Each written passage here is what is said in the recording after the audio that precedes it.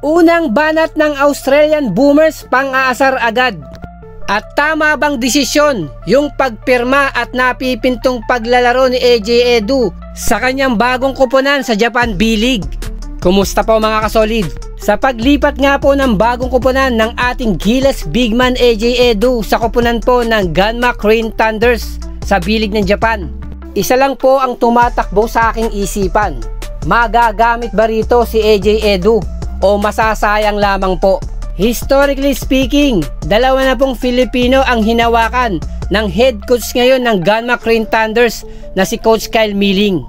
Una rito si Justin Baltasar, na hindi nga po niya binigyan ito ng playing time. Ibig sabihin, binangko lamang po ni Coach Kyle Milling itong si Justin Baltasar. At sinundan naman po ng ating idol kay Soto. Bagamat maganda yung kanyang simula sa Hiroshima Dragonflies, ay nauwi pa rin sa paglipat ng ating idol kay Soto sa koponan po ng Yokohama B Coursers after ng recovery ng kanyang back injury. At ito nga pong off-season ng B-League ng Japan, pinapirma ng Ganma Crane Thunders itong si AJ Edu. At sa nakikita ko po under Coach Kyle Milling, itong si AJ Edu siguradong mahihirapan makakuha ng playing time.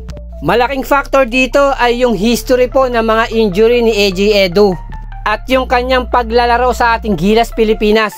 Kaya medyo doubted po ko sa future ni AJ Edu sa kanyang bagong koponan under Coach Kyle Milling at sa mainit na banat naman ng isang sport media sa Australia.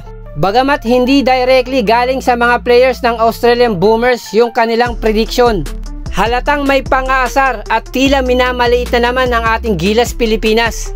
Or baka sinisimulan na nila yung mind games upang mawala ang kumpiyansa ng ating Gilas Pilipinas, na dito nga nakilala natin ang Australian Boomers sa ganitong klaseng estratehiya na tumatak nga po sa basketball history, yung Australian Gilas Pilipinas Brawl. Pero wag pasisiguro ang Australian Boomers. Let's remember, tinalo natin ang koponan ng Latvia, ang koponan ng New Zealand Tall Blacks, at kamuntikan pa ang koponan ng Georgia, na pinahirapan rin ng ating Gilas Pilipinas ang koponan ng Brazil na wala pong kay Soto.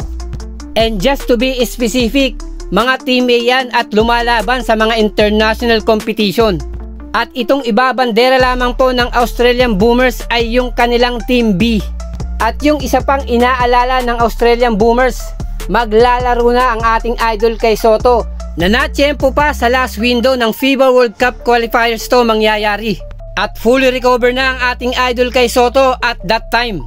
Kaya yung inilabas nilang prediction na magiging third placer lang ang ating Gilas Pilipinas sa kanilang grupo, ito lang po ang masasabi ko, wag silang pasisiguro. At kahit ano pang mga dirty tactics o mga mind games ang ibigay ng Australian Boomers sa ating Gilas Pilipinas, hindi na e-epekto yan dahil ibang Gilas Pilipinas na ang inyong makakabangga. Maraming salamat po and God bless.